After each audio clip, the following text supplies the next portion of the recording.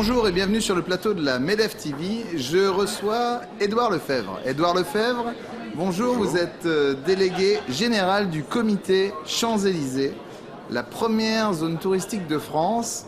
Alors, d'abord, quelle est la mission de ce comité ?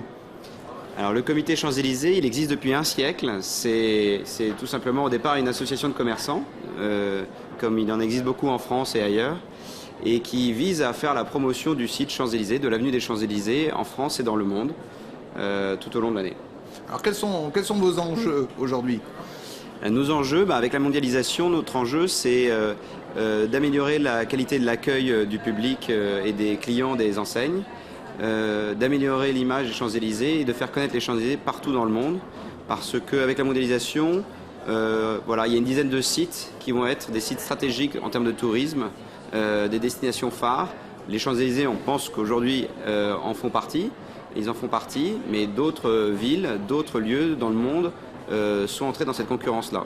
Alors par exemple, si on situe les Champs-Élysées par rapport à d'autres lieux dans le monde, on se situerait où ?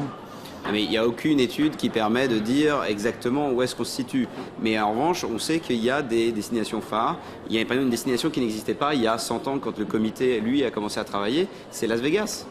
Las Vegas, c'est un désert qui est devenu une destination touristique phare. Voilà, là c'est l'exemple peut-être le plus performant du siècle dernier en tout cas. Alors vous parliez tout à l'heure de travailler sur l'accueil du public.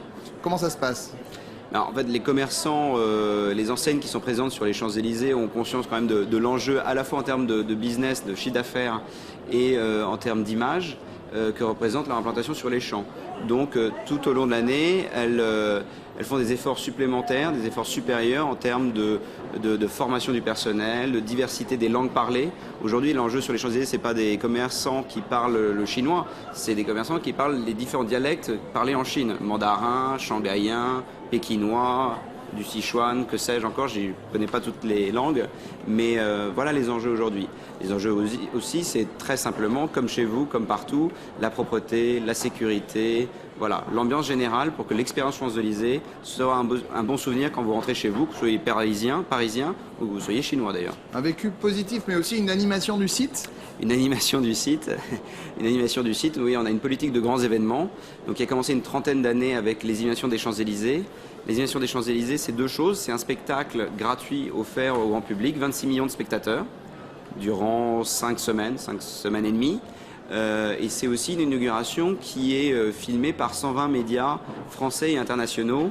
Et par exemple, on fait tous les JT de France, on fait beaucoup de JT en Europe, aux États-Unis, en Asie, énormément de médias, Japon, Chine, et même des pays plus rares, qui parlent moins souvent de la France qu'on pourrait le penser, en Afrique du Sud, etc. Vous avez d'autres types d'événements qui viennent Alors on a eu une grande réalisation au printemps dernier, Nature Capitale, qui est un événement qui était produit, créé, inventé par Gadveil, qui est un type génial, qui fait des grands événements. Et une fois de plus, il a choisi l'écrin des Champs-Élysées pour célébrer la biodiversité. Il faut savoir que 2010, c'est l'année, selon l'ONU, l'année de la biodiversité dans le monde. Et donc, Nature Capitale, on a recouvert les Champs-Élysées de plantes. Gadveil a fait appel à des créateurs pour que ce soit en plus mis en beauté. Et donc c'est la nature dans la ville, le retour de la nature dans les Champs-Élysées.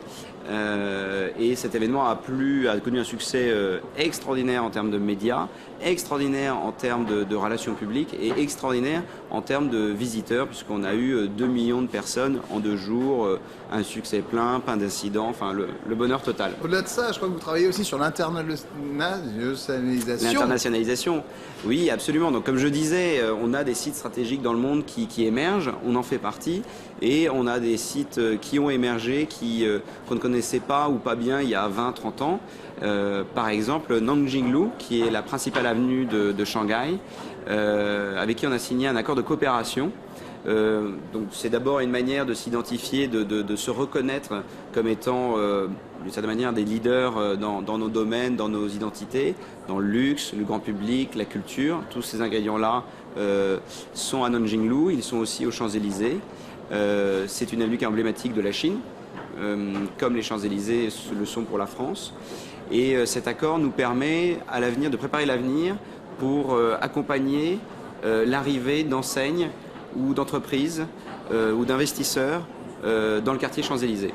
Voilà. Et à l'inverse, c'est une manière, nous, d'être identifiés comme un interlocuteur valable pour lorsqu'on a envie de faire du business en Chine et a priori à Shanghai, qui est la capitale économique. Voilà, on peut se faire fort de cet accord. Ça veut dire c'est comme un visa en fait. Voilà.